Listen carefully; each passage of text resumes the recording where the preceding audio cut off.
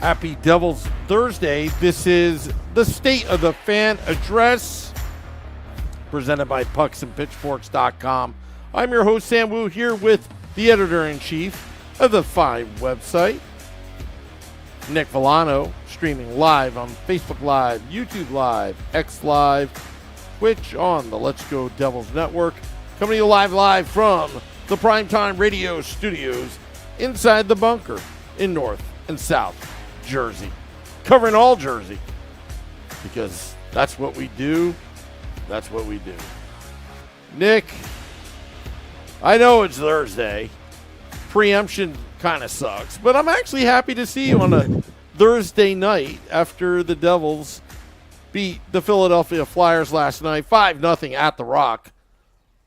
Beautiful victory for Jake Allen. Shutout. Lots to talk about because I know the Twitter sphere or X sphere has been wild. A lot of people commenting. A lot of opinions. Lots of things going on. Some rumors. Some speculation.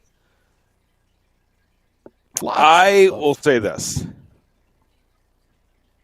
On the rumors front, I wouldn't expect anything before Four Nations. Nothing at all. Not even maybe something that's free, maybe with Brandon Saad becoming available, something of that ilk. And yeah, I would love Brandon Saad for free, but outside of that, I don't see a trade happening before Four Nations. I just don't. It just doesn't. From what the things I'm hearing is just not the timing is not right.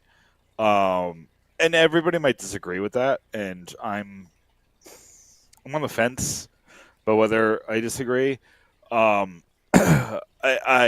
understand where everybody's impatience comes from with the Hurricanes making the move.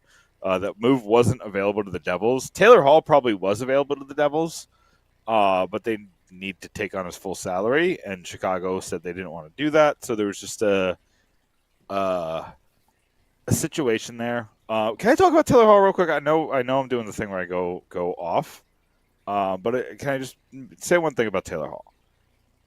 I was always the one to be like, it's overblown, how much people hate him here. He's really, he's misunderstood and this and that. After the comments I heard about him saying, well, my time in Chicago didn't really work out the way I wanted it to. It's like, all right, man. You're lighting fires on the way out the door from every single place now. And Boston couldn't wait to get rid of you. And I did have my alarm bells up after the Boston trade because I was like, they signed you a 4-year deal, and then as soon as they could, they sent you to Chicago. And it didn't seem like it was a pure cap circumvention thing. They just you signed a what looked like a team friendly deal, and they're like, oh, we don't even want this. And him making those comments, now I'm out. I won't write another Taylor Hall article unless saying it's over, it's time to move on. And I'm talking to myself because I think I've written 7 Taylor Hall articles since he's left, just because I think for the price point he makes sense, and for what this team needs, I think he makes sense. But it just seems like he's not worth the juice isn't worth the squeeze. Maybe you should start thinking like me, Nick, where I don't like second tour of duties usually with former New Jersey Devils. We've been burned so many times. Except for Claude Lemieux. He was the only one that really, in my mind, had a good second tour of duty. Right. McGillney. Brendan Shanahan was pretty good for, because you didn't expect a ton. He was at the end of his career. Yeah. He had a pretty good season and a half here. Yeah. I believe it or not, I barely remember Brendan Shanahan's second tour of duty. For whatever reason, I barely remember, It was what? It was a season in a few weeks, right? Something. It was just a little over one season. I just don't remember it. I don't know why. I just don't remember, I knew it happened. Same with Scott Gomez, Bobby Holley. Oh, I remember that one because he was that one was weird because he was like really good, again, based on expectations. But he like got signed off the street from a PTO, I think. Yeah. He signed like a paid tryout, and then he was good that season. I think he had like 16 goals, and then they didn't sign him again. He signed with the Blues. That one was interesting. McGillney obviously it was a weird second tour. He like went to the AHL to like circumvent the cap, but he was like on board with it. So you have like these Alexander McGillney, Albany River Rat jerseys, and I wonder, like I always wonder, I was like, is that why he's not in the Hall of Fame? Because people are like, why do you go down the AHL? Like they just look at the stats page and they don't like pay attention to like what he actually did, the reasoning for it. But there was a couple other guys who it was just rough. To tell you the truth, when Alexander McGillney was on the Buffalo Sabres and he scored 73 goals that one season. Yeah. When I was a kid, I thought he was a surefire Hall of Famer. Like there's no question. Like he's on his way. Like Pavel Bure or Keith Tkachuk. Is Keith Tkachuk, Solani? Is Tkachuk in the Hockey Hall of Fame? At least in the U.S. Hockey Hall of Fame. Yeah, he's over in the U.S. Hockey Hall of Fame. I don't think he's in the regular one. Roenick just got in. Yeah. And they're kind of like in the same breath. Maybe if he did, he just recently got in, but I can't. I've been so focused on Elias and Mogilny that honestly, like, when Stan I saw Tom Barrasso. Stan Fischler, if you want to go with builders of the game. Yeah, I just kind of, honestly, like, this league doesn't make any sense. So, they're not going to put Fischler. I'm going to start protesting in front of the Professional Hockey Writers Association because that's where it comes from. I'll start writing letters like the old days. Yeah. Like Andy Dufresne in Shawshank Redemption. A letter a day to get that library. Right. Who else? The worst one was Ralston, right? That one was terrible. When Ralston came back. Yeah, I mean, he came back for a lot of money, too. Right. That's why it was bad. And, like, Lou hated it. Because he was paying him all this money. He didn't perform. Arnott came back. Right. Yeah, it was not the same, though, when he was on the A line. No, he wasn't. He was not. Peter not Sikora, right? Didn't he come back? I think so, right? I think so. Maybe for one season? I think so. Yeah, I think so. That sounds familiar. Yeah. Yeah. Again, like it's people love Lou when you play for Lou, even if it goes terribly wrong. Like you leave, and just because he had this professionalism and just this aura about him that you just don't see in other organizations. So they leave, they go to other organizations. They kind of see like the grass on the other side. They'd be like, not so bad. Even the guys who left in the worst possible terms. The only guy who left in terrible terms who never came back was Herb Brooks. He left Lou in terrible terms, and like they never spoke again. For those who don't know, yes, this is the Herb Brooks from Team USA from the 1980 U.S. hockey team. I was not aware that he was not on speaking terms after he left. Again, these are all like I was reading old articles, so it at was some bad. point maybe the locker room was bad, and then Jacques Lemaire like completely changed it. I mean. There was a lot of player infighting, from what I remember, the tabloids, the rumors going about that Claude Lemieux was not well liked at all, like a pain in the butt. Yeah. Well, what was it? Who said it that Tom Galiti said that he heard a story about Bobby, I think it was Bobby Carpenter. The day he got traded, he walked in the locker room and Scott Stevens and Claude Lemieux were fist fighting. So it's like, it was, what year did Bobby Carpenter, was that 93? 93, 94. Something like that. Yeah. Well, maybe it was 94. Maybe it was lockout year. They traded for him and he came. But I think that's right. I think it was 94. Or maybe it was 90. Maybe it was 94 the year they went to the one of those. It was one of those years.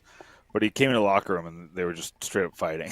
So it was like, and again, that team made her, that was even the Lemaire days. So it was, that was more But my favorite story that I heard, speaking of Lemaire, he got added to Ring of Honor, and I love that. His speech was fantastic. Like, he's still like kicking. I thought, you always worry when it's like these guys that are older in age. You never know how they're gonna, you don't know how they've taken care of themselves after retirement. But Lemaire looked good. He was speaking clearly. Like it was a great night. But they had Larry Robinson. Sorry, Larry Brooks got stuck on that. No, Larry Robinson on the intermission show. And I never knew this, but Larry Robinson was happy to do. I want to say he was broadcasting in Canada, and Lamoriello sent him a text or something. He's like, "Oh, I haven't even thought about coaching."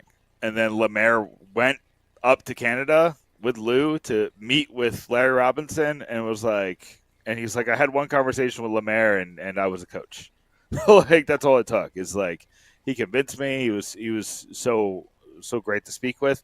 And you never know, if you don't have Larry Robinson on the bench, you might not win the 2000 Stanley Cup, right? So that conversation is the, we talk about the branches of a trade tree or of a coaching tree. Like, you never know what happens if Larry Robinson ever has that conversation. Like, do they just stick with Robbie Furyk in 2000 and Fatorik? Sorry, in 2000 and maybe not go very far because the team didn't believe in their coach. You never know. So it's and how does that impact 2003? Like, do the Devils have one Stanley Cup if Jacques Lemaire, or if they don't even get that Stanley Cup, because Larry Robinson had an impact on that team as well. Like, you never know how one conversation can just change the trajectory of so many things. I don't think it's philosophical on a Thursday night. See, this is what happens when you change my schedule up, Sam. I'm too excited because tomorrow's Friday. Like, remember that one conversation where, like, hey, Nick, we've had you so many times as a guest on this podcast. You want to do a podcast together? Remember that conversation? Is this my fifth season? Fifth season? When did you start? Fourth or fifth? I know we're on episode 288 right now. It might be more than that. It has to be. We were before the pandemic. So this is my sixth season. Holy crap. And I didn't even send you an anniversary card. Dang. Wow. Dang. Wow. We've been here That's that crazy. long? Jeez.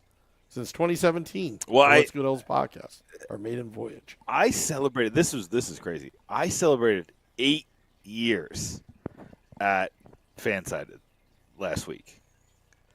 8 years writing for pucksandpitchforks.com. So it's, and again, I've done too many niceties on this podcast. I don't want to waste anybody else's time, but I do thank the fans. Like, this has been so much fun to cover this team. I've met so many cool people. I've done so many cool things. I've spoken to so many cool, I've gotten experiences through the blog and just being a writer, and I've been promoted multiple times to the fan side. They've treated me very well. And it's been a blast. I always talk about the past. I was talking about this with somebody this week. I started, Sam, with Rant Sports. Probably, I think I started with Rant Sports 10 years ago. Right? No, 12 years ago. 12 years ago is when I started Rant Sports. I was with them for quite a while, but there was just not the structural foundation that Fansided had, and I don't even think it exists anymore, I would assume.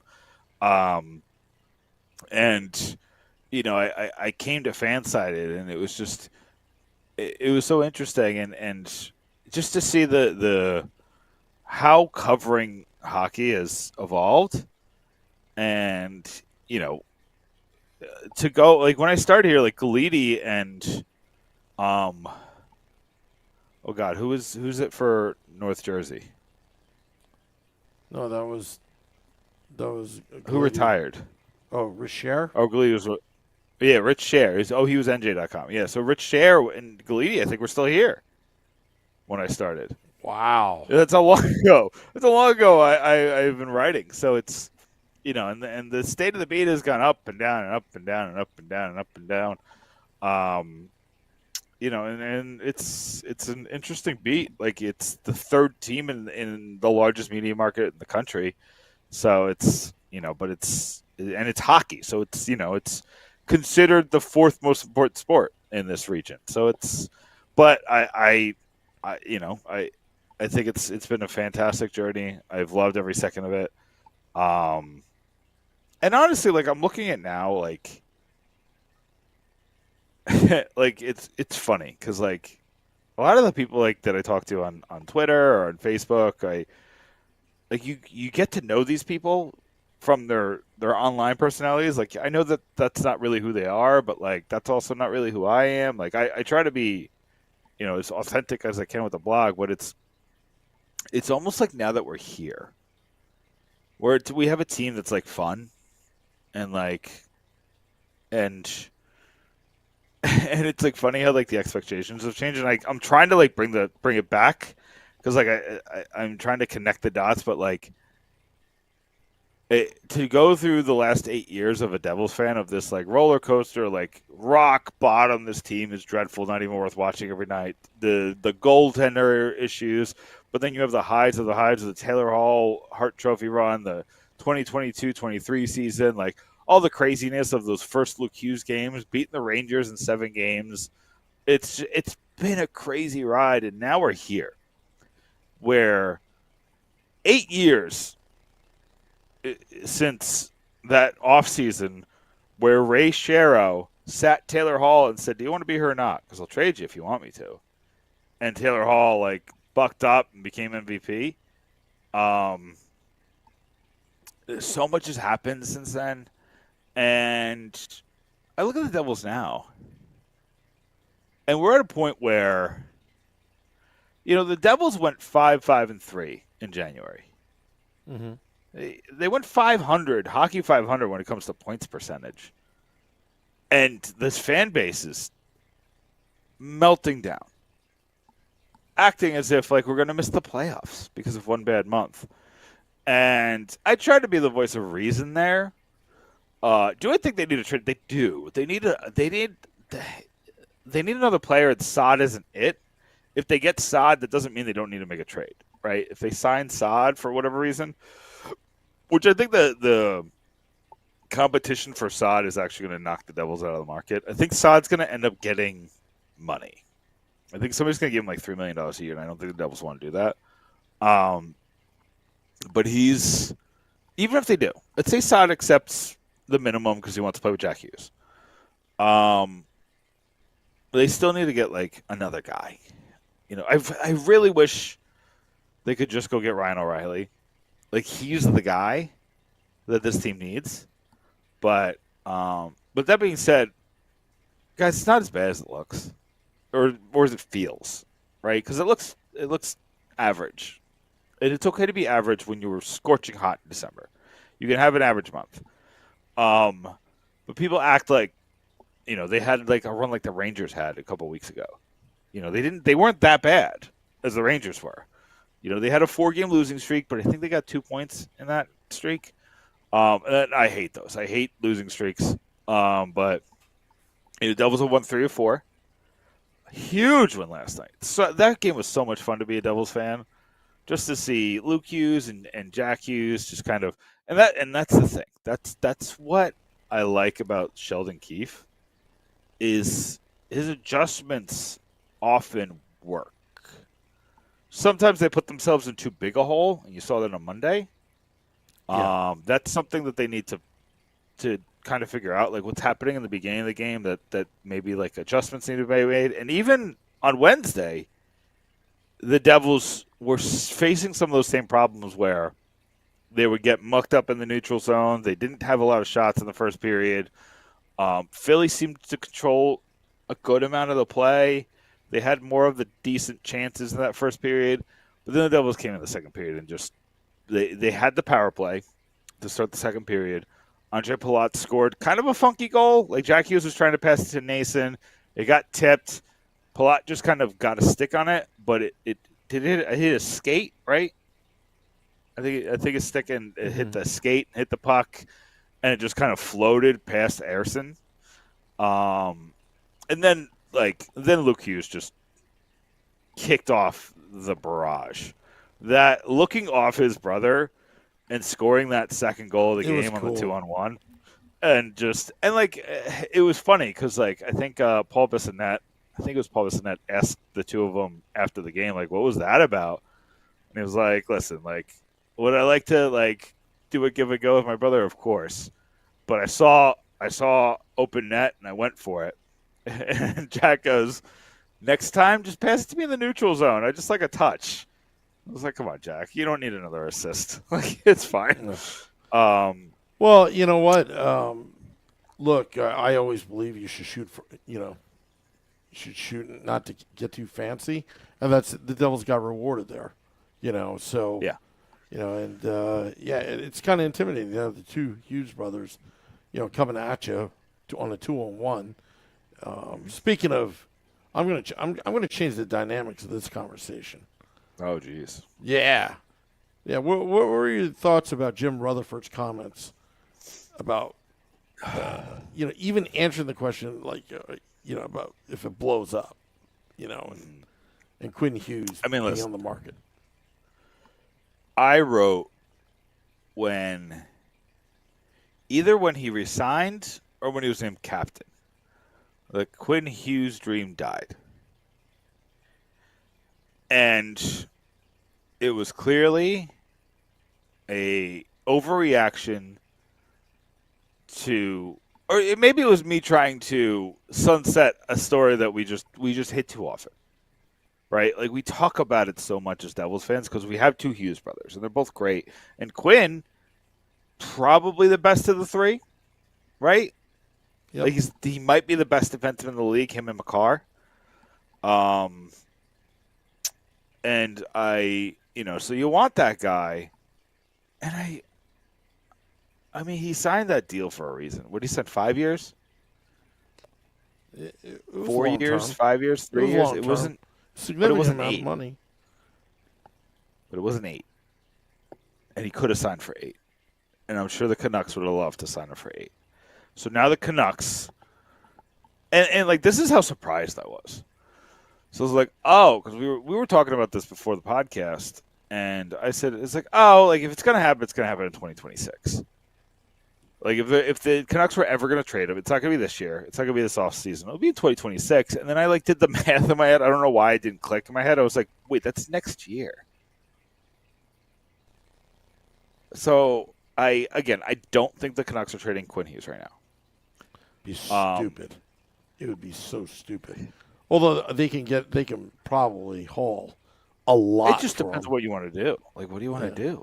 Do you want to rebuild, or do you want they can do if they trade it all, if they trade Miller, Peterson, Besser, Connor Garland, and Quinn Hughes, and maybe even Thatcher Demko, it might be the fastest rebuild you've ever seen because you're going to get a premium prospect in each one of those deals, or you're going to get a premium pick. But you're going to gut a roster that you spent all this time building. Like I don't understand how the Canucks are this bad. Is it just like, can it be just because like turmoil in the room? Like, can it turn a team this talented this bad? I don't know. I mean, they looked pretty good in the playoffs last season, right. And just, I still think it's a little bit of overreaction, but if the locker room is that bad. But if the GM is talking about it publicly? Yeah. The Peterson Miller thing is insane. Like, that's something that if you just nipped it in the butt in December, it probably goes away. But they didn't get their situation taken care of. Miller looks miserable. Like, he looks miserable. Yeah. And Peterson doesn't look great, but he's like Miller just looks like he doesn't want to be there, which he probably doesn't. But like, you're making what, $8 million a year. Like, act like you want to be there. But as far as the Devils are concerned, I don't think the Quinn Hughes thing can happen this year. And with that said, like, if I'm Quinn Hughes, am I calling Jack Hughes saying you don't want these guys? You know what I mean? Like, maybe Besser. Like, Besser seems like a good dude and, like, not a problem in the locker room. But, like, do you think the reason why they don't want JT Miller is because they got the most inside guy you can get? They got the captain of the team is brothers with our star players. You know, like, you're getting the most inside information. And Pierre LeBrun had that report, I think last week, where he said the Devils got in late to this, but I think they're already out. I think they just made a phone call and said, "Wait, give them to him for free?" I'm like, "No." It's like, okay, no, we don't want, we don't want him. Or it probably came down to eating some of that contract, and Vancouver obviously doesn't want to do that. But I look at this Vancouver team and I look at the connection with the Devils. There's two things I want from Vancouver that are realistic. Obviously, I'd want with Quinn Hughes, but I just don't think it's realistic. First and foremost, I want Garland, which I think makes a lot of sense. Just because of what he's going to cost. I think he has another year. Don't quote me on that, but I think he has another year after this one, so he's a little term. He's not expensive, and he's having a really good season. Or I'd want Besser, but just purely on, like you're not giving them anything that great for Besser. And maybe Besser gets something great, and then I don't want him. I'm fully aware of that, but because I only want him as the rental. I don't want to re-sign him because I think that the contract scares me. And, like, so Besser had a really bad season in 22-23, but I was told he was dealing with some grief. Apparently it's a public story. I just missed, like, it just wasn't in my purview. But so I'm willing to, like, overlook that, but I don't want to give him 8 years. He's a little older than Timo Meier was when we signed him. Yeah. So you got two guys where, like, Brett I'm not worried about. I think Brett's going to be really good throughout his contract. Meier I'm a little worried just to see how it ages. So to do that again with Besser, or again another guy, I'm like, how is this going to look? Like, not even in year 5, like 7 or 8. I'm thinking, like, what does this look like in year 5? And then you got 4 more years of this. So, and I'm not saying that I'm worried about Timo per se. I'm saying there's risk involved with giving that type of player at that age that deal. So that's why, like, Besser, I would want to come in and, like, I would only want to pay the rental price, not the rental with a possibility of an extension price. Mm-hmm.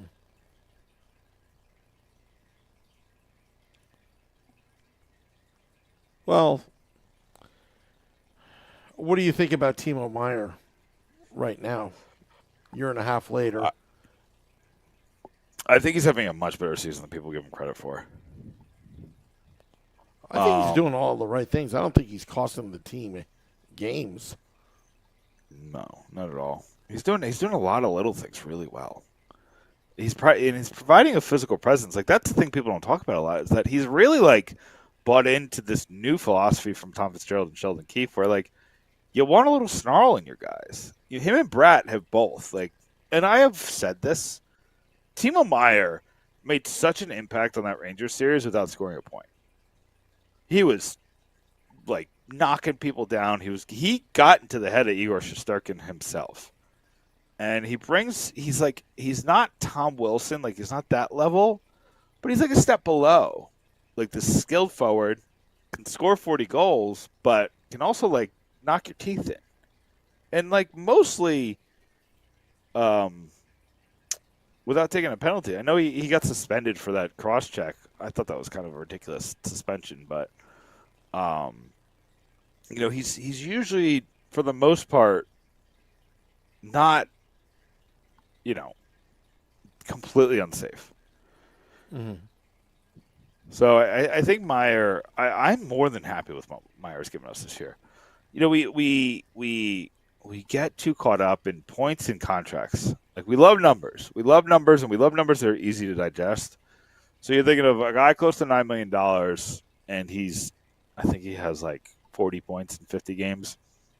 Sure. Like, I'd like more, but he's just playing so well. And, like, honestly, Sam, like, we remember what he did last March. What do you have? I think he had 12 goals in March last year. He double digit, but I think it was 12. He's a late bloomer in an NHL regular season. Yeah. So I fully expect Timo Meier, who has had a decent first half, and I agree with you there. He's doing all the little things right. But if you want that $8 million value, it's going to come from the second half into the playoffs. That's Right. where Timo Meier's value is going to come in. He can absolutely have the type of playoffs that Claude Lemieux had in '95. What did Claude Lemieux? He had 12 goals in the playoffs or something like that. I don't know why I'm stuck on this 12 number, but he had a ton of goals. One the Conn Smythe. I could see the Devils winning the Stanley Cup. If I went to you right now, and I said name the top 5 players who could win the Conn Smythe that the Devils won the Stanley Cup this year, I don't think Meier's on anybody's list, but he's on mine. People got Jack Hughes, people got Nico Hischier, people got Jacob Markstrom, people got Dougie Hamilton, Luke Hughes, Jesper Bratt. But I think Timo Meier could very easily be that guy just to take over a series and carry your team. Agreed. We just need to see it now. Right. Are you at all worried about this? What are your thoughts on the Nico Hischier injury? I'm not worried about it. I'm not worried about it. Yeah. It's a rib injury. It stinks. He probably has some pain management issue, but besides that, I think he'll be fine. He'll be fine. Not worried about it. Him out as a precaution. He probably felt some pain on that Sunday, so they sent him back to Jersey. They probably did imaging. They're just take it easy. And the Four Nations are coming up, and he's not in it because there's no Switzerland. Yeah. So, just take the next couple of weeks off. Rest. I think what people don't understand about Tom Fitzgerald is he has 2 goals, and one of them doesn't even start until the playoffs starts. His first goals make the playoffs, and he feels like he's in a spot. Two things. He thinks that the Devils are in a spot where they can play around and just work through the slump and don't make any panic moves and don't make any mistakes, most importantly. And you'll come out of this scot-free and everything will be fine. You'll have all your players in check. You'll have all your prospects in check. You can really make a big move later. I also think that he thinks this is playoff hockey that this team is built for. And I don't know if I necessarily agree yet. I haven't looked at it in that scope. I've just looked at it as is this a good team or a bad team? But I'm trying to now, knowing that's probably how he's looking at the team. I'm gonna look at it with more of a microscope. A game like Monday would worry me, where they basically play a version of the neutral zone trap and kind of shut the Devils down. Where the Devils, here's the thing: is the Devils just changed their game plan on Monday, and they went to a dump and chase, which isn't really their game. They're probably good at it because they're fast, but what you saw on Wednesday, they made slight adjustments to be, and those adjustments were things you can always do. Have better positioning. Make sure that you're jumping lanes. They kept playing their version of Devils hockey, just with slight differences in the Devils and the details and things like that. Well, on Monday they completely changed their philosophy, and both almost worked. But the one on Wednesday worked like gangbusters. They were patient. The guys on the TNT broadcast were the Flyers shut them down. What are the Devils going to do? They're in the slump. And Devils didn't change much except for, again, get better, remove the turnovers. And, their positioning was so terrible in the first period on Wednesday. They were running into each other on multiple occasions. And that didn't really happen in the second period. And then you saw what happened. Once you start to get your stuff in check, right? Like when you focus on your stuff instead of focus on what the opponent's doing and how to beat the opponent, if you just focus on what you're really good at, this team is going to score. And I think that's some of the things that I think they just got in their head about a bunch of things in January. And I was very encouraged to see that not necessarily happen on Wednesday and them just wait, bide their time, be patient, know that the system's going to work. And then it did. Mm-hmm. Well, right now the Devils have some time off, which I think is good. They play the Buffalo Sabres on Sunday. Mm-hmm. And then they're going to have every other game, essentially, seems like, till the break. Right. I hope the Devils finish strong. I hope the Devils finish strong, and then they go into a break. Hopefully they come back healthy from this tournament. And that's where I think the real excitement begins with this team. I haven't been really excited about this season because I know that the expectations are going to be much higher in March and April as we do this podcast. Obviously, we're going to be at American Whiskey. Obviously, we're going to be on the ground. The schedule's not as favorable like it was in recent years about doing events because it's just like the schedule. There's just so many Sunday games. You've got weekday afternoon games on a Monday. Yeah, not one, but two, but three. Again, I think this team hasn't peaked yet. As our fandom, state of the fan, I don't think we've seen anything yet. 2025 is going to be the milestone. It's going to be the milestone that we're going to go far into the playoffs. I said that about 4 or 5 years ago. We were 5 years away. Well, the future is now, 2025. So that's where I'm getting excited, and I hope I don't get my dreams destroyed in the first round because that if Sheldon Keefe doesn't get this team out of the first round, his personal trolls are going to be just going to be at him, especially the ones in Toronto. Yeah. Yeah, and the Metropolitan Division is going to be interesting just because outside Pittsburgh, I don't think anybody's going to sell until the last minute. Like, I think the Islanders are going to hold on to this as long as they possibly can. I don't think Philly's selling until Philly might sell a little just because the expectations are where they are, but not to a point where they stop competing. But Columbus is in this. Like it's like there's like certain magic about sports, and like Columbus is that team this year. It's just magical. Like what they're doing is just like I love that for them. I hope they make the playoffs because it probably means the Rangers are out. We love that, but I mean they just all the turmoil and tragedy that they dealt with in the offseason, and they've already dealt with it with the goalie whose name's escaping me. I can't. But like a couple of years ago, they dealt with a death on the team as well. Like it's just 2 in like 5 years. Like it's just it's been a franchise that's dealt with a little too much. Even a child passing away in 2003, which is why we have deaths. Like Columbus, they're like almost jinxed. I hate to say it, but yeah. I mean, listen, it's a franchise that like it's in a city where a lot of people are like, "Why are you here?" And like, but those fans really like they love it.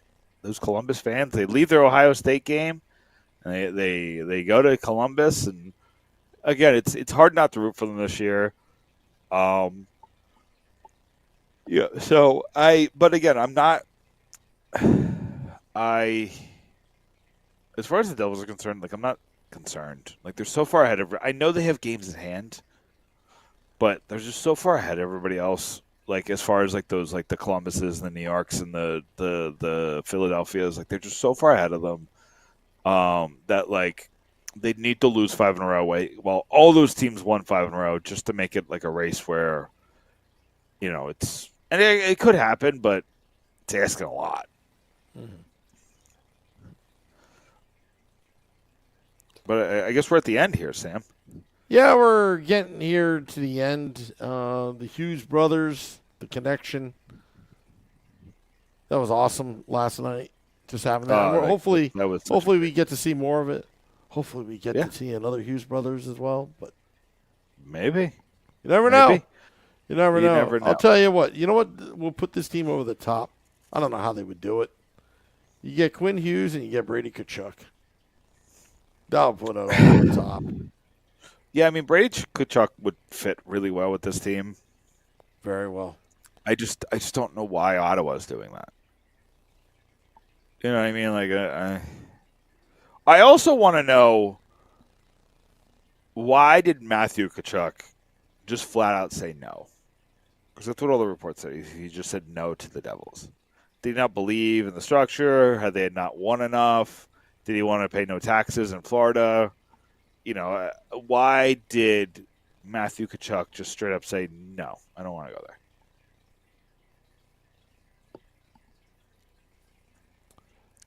Because he's a loser? Maybe. I have no idea. This is Tom Fitzgerald's cousin. Like, they're related by blood. So it's just an interesting thing. They're just like, nah, I'm good. Just an interesting thing. It would just be something I'd Don't they hang out at the Jersey Shore in the summertime, the Kachucks? They do. Yeah. They do. So it's an interesting thing. And I'm sure, you know, just because of how hockey works, they probably, in like USA hockey especially, like I'm sure that they know the Hughes family, if not spend time with the Hughes family, you know, so it's and they're about to play with each other at the Four Nations. And honestly, like you heard so many times in basketball, these Olympic teams get together. And I've never said this on the podcast, but I think this might be part of it.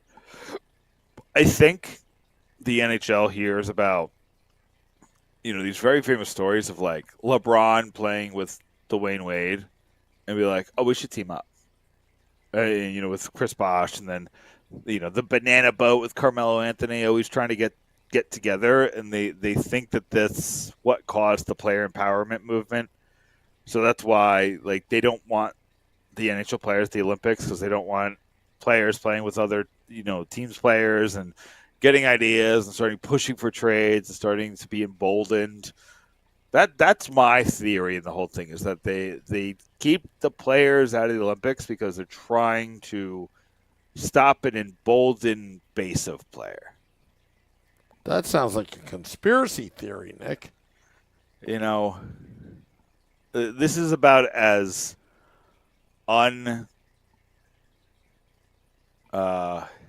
hurtful as a conspiracy theory gets nowadays, so sure. Well, time for plugs.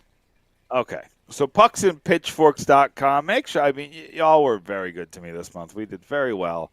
Right now we got a piece on Luke Hughes that I wrote. Jenny Streeter wrote a piece on the schedule and the impacts of the schedule to the Devils.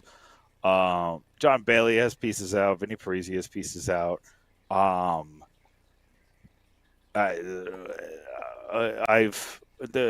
Sam wrote a piece. The other Sam wrote a piece over the weekend. Charlie Borges Jr. wrote a piece over the weekend, I believe.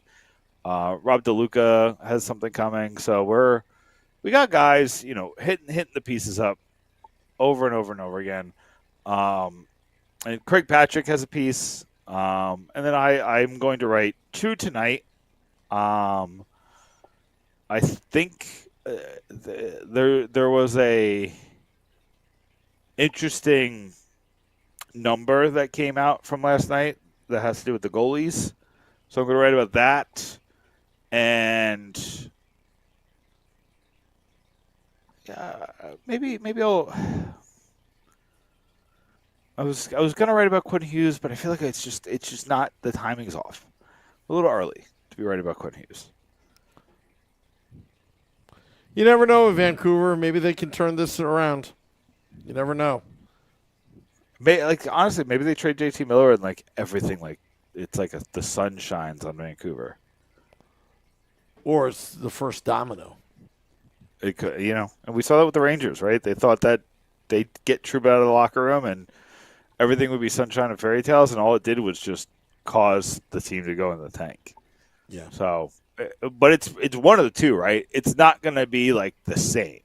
It's either going to go in the tank, or you're going to be uplifted. So you kind of have to take the risk. Yeah. All right, so let's plug. Well, those were my plugs. Also, I got stuff coming out on FanSide. I wrote about the transfer portal today. Okay. That dreaded transfer portal. Penn State didn't do great in the transfer portal. I don't know if you know that. They didn't get. Well, any they of the did top great, 20 but by getting that defensive coordinator from Ohio State, that was a big signing. That's a dream signing, dream job for that guy. And let me tell you, 2026, Penn State Nittany Lions, national champions. Sure. You lost you subtracted one name from the top 20, but it was a guy you didn't need. It was the backup quarterback whose name's escaping me right now. Oh yeah, I don't know what you're talking about. But that I was surprised that it happened because this is a kid who grew up in York, less than 2 hours away from Penn State. He chose Penn State very early in his original recruitment. This guy was a 4-star, but I get it too because since he's been the backup, he's burned 2 years of his eligibility. So if he waits another year, then he has 1 year to prove that he's an NFL prospect. And it's you gotta make the right decisions for your future. Yeah, and I don't think anybody blames him. And No. I just don't like the timing of the transfer portals during the playoffs, which is horrible. Yeah. So right, because if he didn't go in the transfer portal at that time, he might come out of the transfer portal. He might come out of the college football playoffs without a job available. Right, all the starting jobs could be taken. Yeah, it's kind of like coaching, as well. Right. So I got some things to plug. Number one, the Let's Go Devils podcast will be at the Brian Rafalski signing at Wayne's Ale House up in Wayne, New Jersey. So we're going to be pushing that on our social media. Done by Vic, Devils All Day, All Night.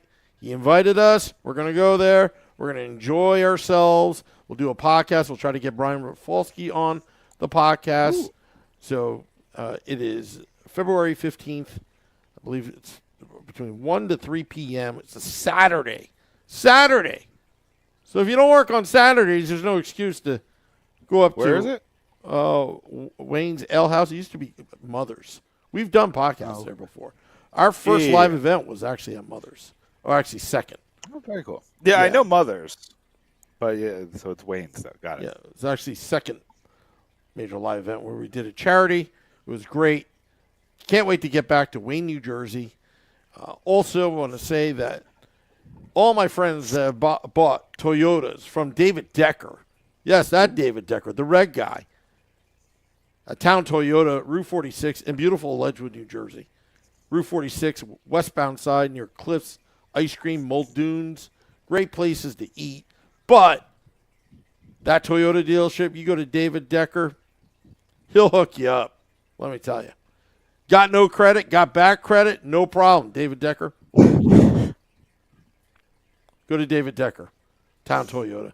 Because he tells me all the time. He's like, Sam, I can't handle all these Devils fans coming in. We've got repeat customers all over the place in the last 4 or 5 years because of David Decker. And this podcast has bought brand new Toyotas from David Decker. Not lease, but bought. Ooh. Yeah. You got to don't lease your car. Don't lease your car. Unless it's some kind of corporate business expense, full tax write-off, all that kind of stuff. But sure, but you don't own it then. Then the company owns the lease. But if you're buying your car, buy your car. Yeah. Me personally, although I've never really went in that market, but he also sells pre-owned, certified pre-owned Toyotas. David Decker. Let me tell you. Yeah, buy a used car. I always buy used cars. I've never bought a new car in my life. You are a smart man. There's only one time in history, and it was 2 years ago, when buying a new car was a good investment. And I'm not saying buying a used car is a good investment either, but it's a better investment in my opinion. But David Decker might disagree. Well, I'll be honest with you. I think buying any car is a bad investment, Sure. but unless it's a collector's item. But in all reality, David Decker, Town Toyota. Also, American Whiskey. We're going to be doing some live events there soon. The third floor is open. They finally got the internet back there, so we were the guinea pigs just to break in the third floor. And when we had Danielle McCartan of WFAN on, we don't have internet up here. Oh, I forgot to tell you that. Thanks, Frank. But now they got internet up there. Also, the Anchor Brew is back. Mm-hmm. It is back in action. Yeah. Oh. Yeah. We have a little snafu on some technicalities with the cans, so but they are starting to creep up in liquor stores and bars recently. So, but you don't got to worry about taps, right? What's that with cans? No, on tap. Oh no! Just cans. Yeah. We might have to. American whiskey? What, the cans? No, the beer. Oh, of course. And it's Anchor Brew 2.0. It's a total 2.0 version. Okay. Yeah. We heard the listeners' feedback on them. We made some tweaks. I think you're gonna like it. Yeah. Wow, that sounds great. I love the old one, but if you love a little tweak to make it taste better and use some better ingredients or whatever the case may be, and that's great. I think what was happening was the redness of it was throwing people off. People thought it was cranberry juice. Like, no, we were not selling cranberry juice, and it doesn't taste like cranberry juice. I was gonna say that's a heck of a markup for cranberry juice. Yeah. We're not that greedy. But no, that's it. That's it, Nick. Yeah, great podcast. Yeah, wonderful podcast. Love you guys for listening for 6 years, for reading for 8 years, for following for 10 years. It's been fun. Absolutely. Well, Nick, I can't wait to hear your story after the podcast. See, there's a cliffhanger there. Now they're going to wonder, is Sam going to talk about it on the Woo Report? I don't know. But go to pucksandpitchforks.com and on their X Twitter account or Twitter X account at Pitchfork Puck. You can find Nick there. All right, getting out of here. Thank you, everybody. Till next time, let's go Devils.